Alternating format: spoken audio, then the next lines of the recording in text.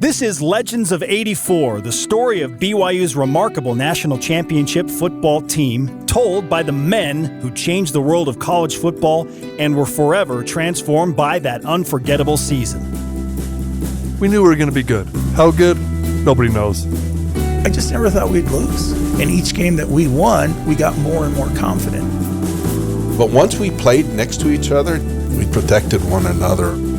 If you're not willing to prepare, then you're not going to be ready to win.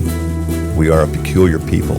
We need to embrace that. Brigham Young University has won the Holiday Bowl 24-17, and the Cougars are the only undefeated team in the nation. And I think they'll be number one. Jim McMahon leaves the field. One more game remaining in a superior athletic career at Brigham Young University. The greatest, obviously, career any quarterback has had in college football is one game away from coming to an end. I was born in Jersey City, New Jersey. That's where my dad's from. This is Jim McMahon. I was a BYU quarterback from 1977 to 1981. We moved to California. I believe I was 3 years old at the time, so that was 1961. I grew up there in San Jose, played all the sports, football, basketball, baseball. Baseball was always my favorite. I always wanted to just play baseball. And that's one of the reasons I chose BYU, was they said I could play both sports. 2nd and 10 from the 39.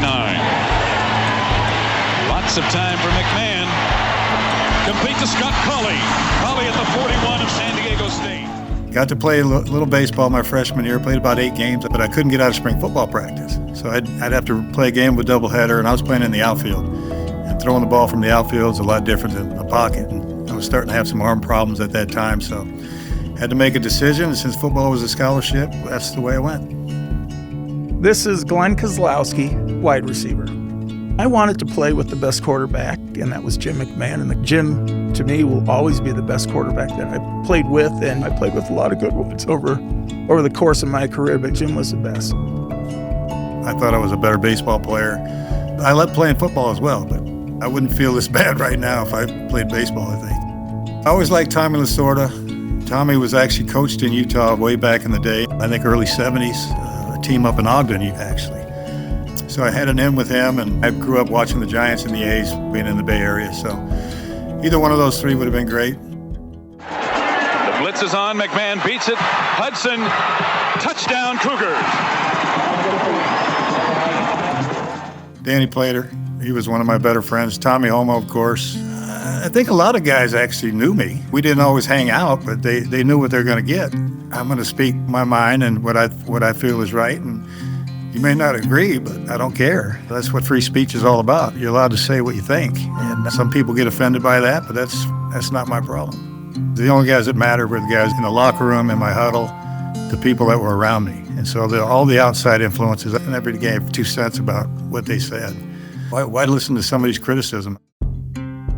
Jim McMahon's my favorite teammate ever. My name is Tom Holmo. I'm the athletic director at BYU. And when I say that, we were friends, really close friends when we were here. I don't see him a lot, but I just texted him yesterday, and he lives life to the fullest extension of who he can be. He's not afraid or fearful of anything. And I'm not like that.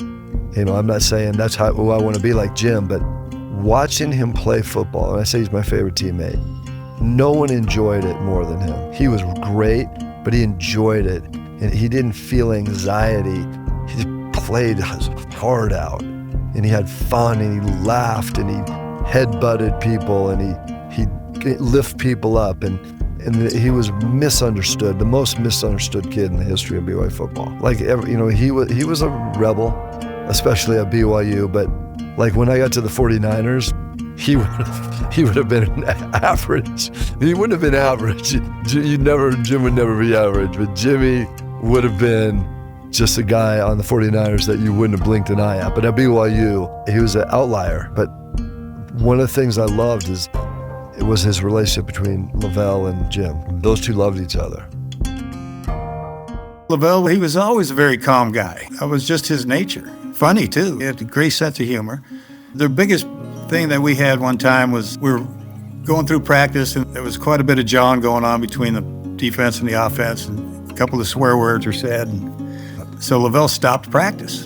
He brought everybody in. He goes, I don't want to hear another swear word, this and that. And I think we're a day or two before a big game that we're going to play.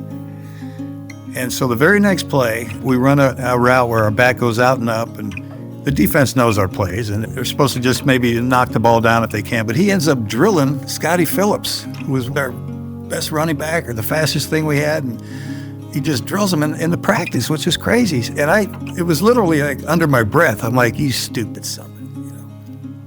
And the next thing I know, LaVell's got my face mask. I pull it off my head, and he goes, you're off get out of here, you're off the field. I said, why would you let him do that? So I ended up having to go up to his house that night. He goes, well, you know why you're here. I said, yeah, I do, Coach. I said, I understand why you were mad, because you had just told us not to do that. But I said, I couldn't understand how you let that happen to one of our best players and not say anything. And I said, you're the only guy that I think heard me. And he goes, yeah, I get it. I probably should have said something to that kid. But everything was cool after that. We just talked it out and said, look, I apologize, but I got Tourette's. I've been saying swear words my whole life. My mom and dad whooped my ass. There, I almost did it again. Growing up because of it. Well, if you like offense, you're tuned into the right ball game today, because we're going to see it on both sides of the. You will see Jim McMahon right here throwing the ball from the shotgun as well as the multiple tee. And what can we say about Jim McMahon, the greatest story in NCAA history? I wanted to make the team any way I could. Gifford Nielsen was our senior starter that year, and he blew his knee out in their third or fourth game, and then Mark Wilson came in. So now I'm the second team guy. I was getting a little bit more reps, not much, but just a few. Yeah, I played in a few games my freshman year. I think the first pass I ever threw got picked off. Big Bubba Baker, who ended up playing for the Detroit Lions. He was playing for Colorado State, I think it was. It was late in the game, and I was just trying to throw a quick out or something. He batted it, and it got picked. And so that was my introduction to playing QB. Throwing a pick with my first ball. LaVell knew what he was doing when he brought in Jim. He just stayed with him. And they got to have this relationship where they trusted. Trust is a beautiful thing in relationships. The better the trust, the better the relationship. And Jim wouldn't let LaVell down. So there were times when, Jim might have erred or not have followed every rule to the T, but he knew that he was not going to let LaVell down, and he didn't want to let the team down. And in the reality, he never missed a game. He had missed a game for injury and stuff, but he didn't get suspended or anything. And he was the best example of someone that would pay the price. I mean, he worked hard. He put a ton into the preparation for the game, physically and mentally. But he made it look so easy. And people didn't like that. People didn't like the way he carried himself.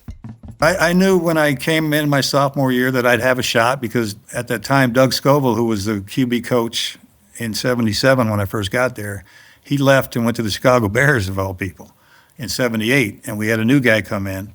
So I knew I had a shot because Doug loved Mark, and I don't blame him. Mark was a great quarterback, good guy, but I felt I could play, and I knew if I just keep working at it, and with this new guy, I have a little bit more chance.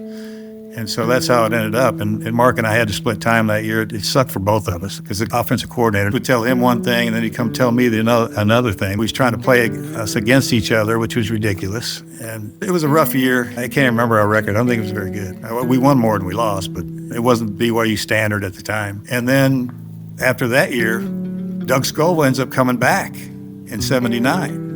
And now, and his first words out of his mouth was, I'm going to get Mark Wilson back to where he was. Didn't even mention me, so I'm thinking, this guy, I don't think he liked me because I was the punter my freshman year, and I didn't pay enough attention, he thought. And I ended up redshirting that year, and I was academically ineligible, so I had to sit in LaVell's office and get my studies back in order before I could even get on the field. And then right before that season started, Mark had an emergency appendectomy. So now they said, you got to play. You're going to have to play. So I had to do all that work again, get the schoolwork done, and practice like I was going to play. And then he come back and played the first game, and I think I dressed one or two more games. And I said, look, I've already missed the 3 biggest games of the year. I'm not going to waste a whole year. So I redshirted in '79 and then was able to come back in '80 and '81 and light it up. first and goal for Brigham Young University inside the 9-yard line of San Diego State. Blitz is on. McMahon beats it. Hudson, touchdown Cougars. LaVell, I had to meet with him every Monday for 5 years, so I got to know him pretty good. I might have been the last player that got to speak to him before he passed away. We had our run-ins, we had our ups and downs, but he always treated me well, treated me fair, and I loved him. He did a great job at BYU. He turned that program around, and we was nationally ranked for many, many years, so a lot of respect for LaVell.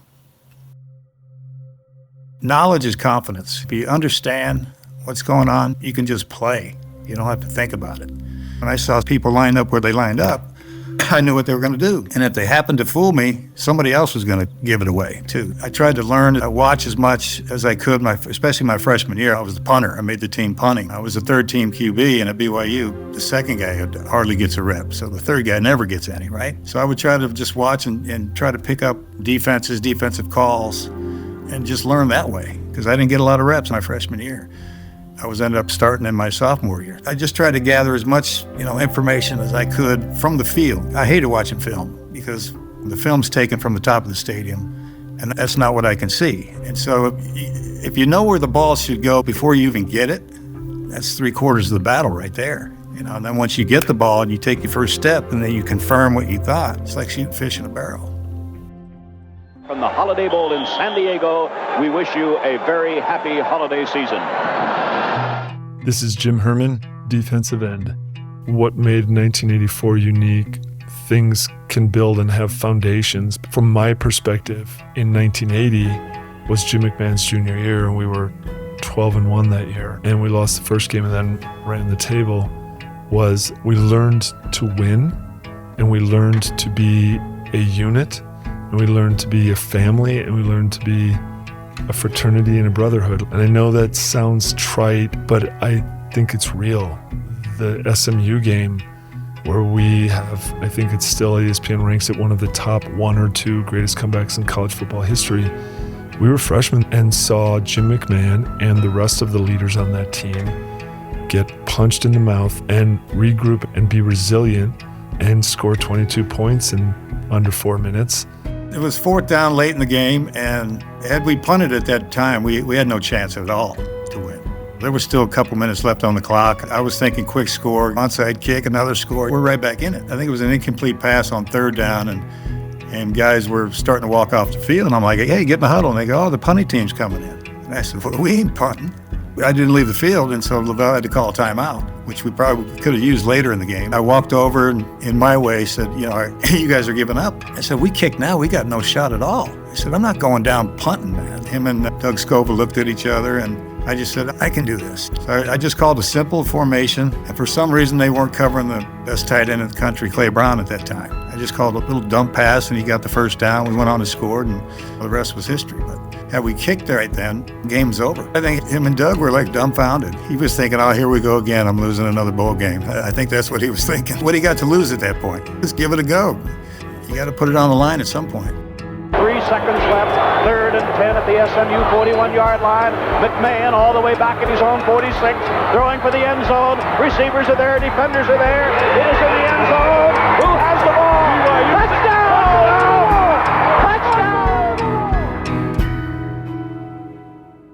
Jim McMahon was the kind of guy that everybody followed. He was a great leader. His personality was such that in a huddle, if it was your fault, he was going to let you know. If it was his fault, he also let you know it was his fault. But then as soon as accountability was placed out there, it was, all right, let's go. This is David Mills, tight end. All these guys were bright, smart. That's why I think we were winning games, because we all understood what each other did. We used to have tests. The backs and receivers would get blocking tests. All right, what are these linemen doing? And the linemen would have to just draw up our receivers' routes. So everybody knew what everybody did. Everybody was on the same page. So it made it so much easier for our guys. They knew when I called a play, and at the line of scrimmage, if I was changing the play, they all knew what to do. And it was never, there was no panic. It was just kind of instinctive, because, like I said, when everybody knows what everybody else is doing and why, the game, it makes everything easier. 2nd and 5 at the BYU 36-yard line. Again, line protection. This might go all the way.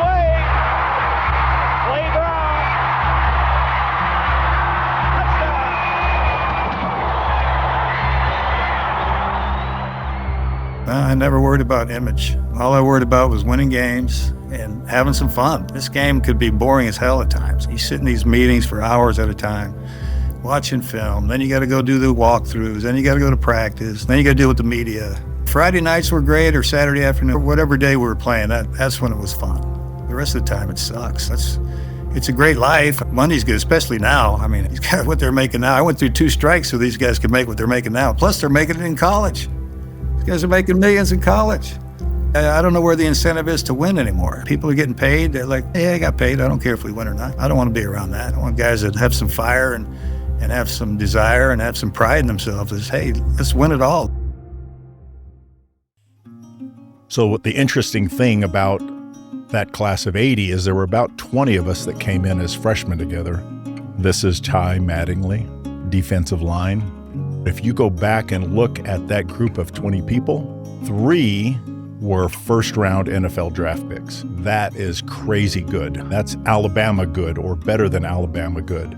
There was 4 or 5 years building up to that 1980 class where the mindset and everything at BYU was changing because of success, and the success that Jim McMahon brought and his winning attitude that he brought to the field. So the only way I can describe 1980 was magic, and I know we call it the Miracle Bowl of that year. And BYU has actually been pretty miraculous in my life, spiritually, as well as in the lives of so many of those players that I played with. Right now, you're hoping Chicago. Yeah, Chicago would be nice right now. Chicago Bears first round selection. Riggs.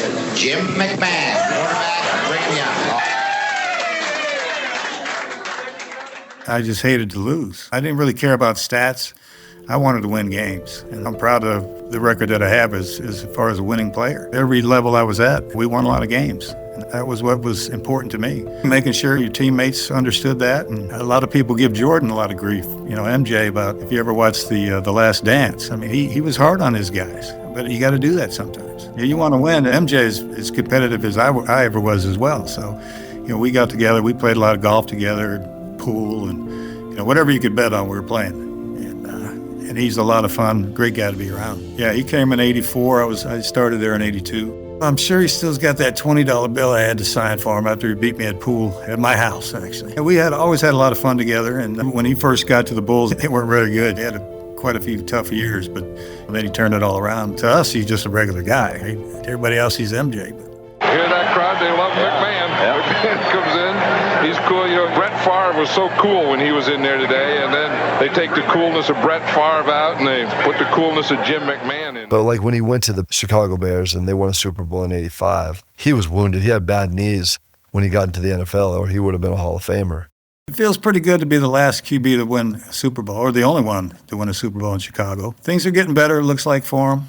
But until they win again, it's kind of fun for me to be the only guy. Hungry Chicago, finally champions on this January day in New Orleans. 46-10, the final. I haven't been to church in years. I believe in the good Lord. He's the only guy who could have stopped my kidney from bleeding. I was hurt in 1984 in Chicago. I got drilled and cut the bottom third of my kidney off in the game. I kept playing like an idiot, but that was probably one of the most painful injuries I've ever had. But I ended up having to go to the hospital. They were going to operate right away. They said, look, you're losing a lot of blood. And I said, well, what are you going to do? They go, we got to take it out. I said, no, you're not taking it out. You take it out, my career's over. And so I said, just give me some morphine, leave me alone, I'll be fine. And for 2 days I bled, and they came in on Tuesday night, gave me a transfusion. They said, look, you're dying, we got to operate. And I said, give me to the morning. I said, I feel it healing, is what I told them. And overnight, this thing just closed itself up. And so I knew right then and there, they didn't want me to be done. I had something else to do. Now, who knows if the Bears even win in 1985?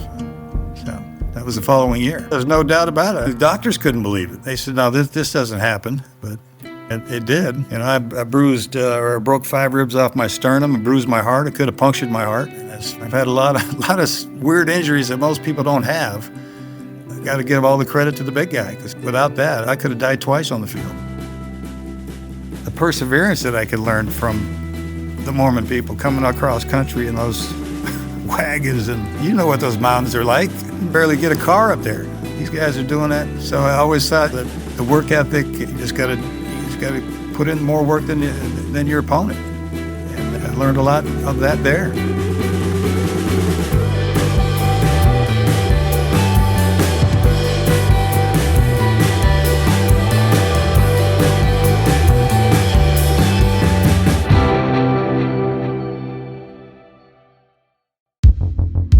Coming up next episode. The number one reason I chose BYU, other than I felt like I needed structure, was the fact that LaVell was flat out honest with me. He says, this is who we have in front of you. We don't project you starting until you're a junior. And the fact that he was honest with me, right away it earned my trust. Thank you for listening to Legends of 84. This podcast series was produced by Eric Michael Robertson and Scott Christofferson, with Bree Ray Alpew as associate producer. Music by Stuart Maxfield and Eric Michael Robertson. Legends of 84 is a production of BYU Radio.